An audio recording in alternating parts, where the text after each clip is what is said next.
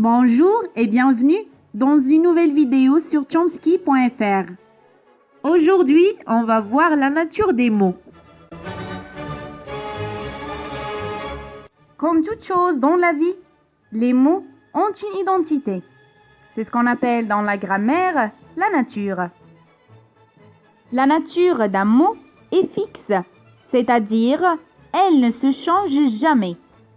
Le mot peut être un nom, un verbe, un adjectif, un adverbe, un déterminant, un pronom, une préposition, une conjonction ou une interjection.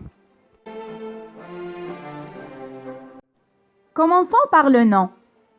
Le nom, ou bien le substantif, est un mot qui peut désigner un être, un objet, une personne, un animal, un lieu, ou de notions plus abstraites. Par exemple, arbre, cartable, Amélie, chien, jardin. Passons maintenant au verbe. Le verbe est un mot qui exprime une action ou un état.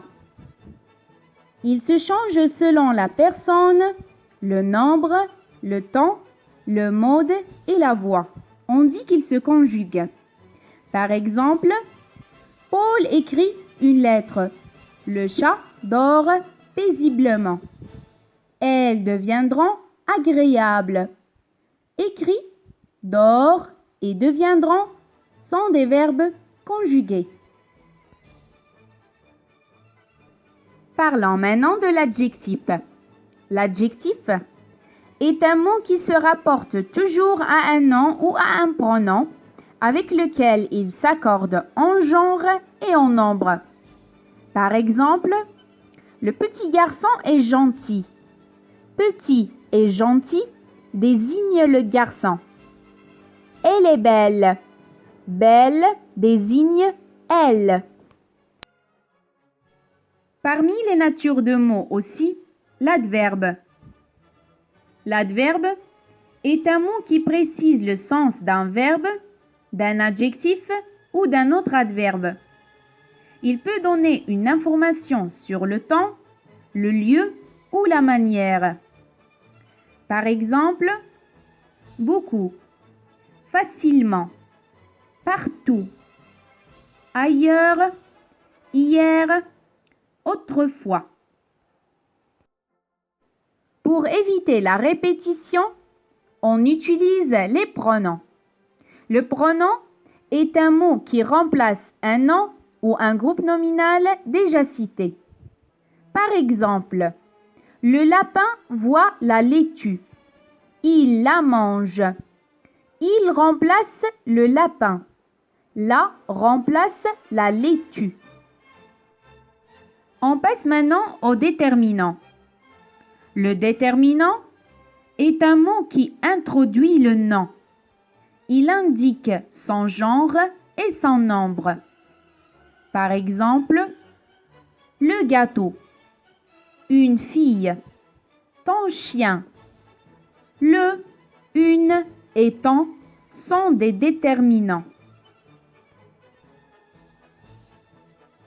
Comme le déterminant, la préposition aussi introduit un complément.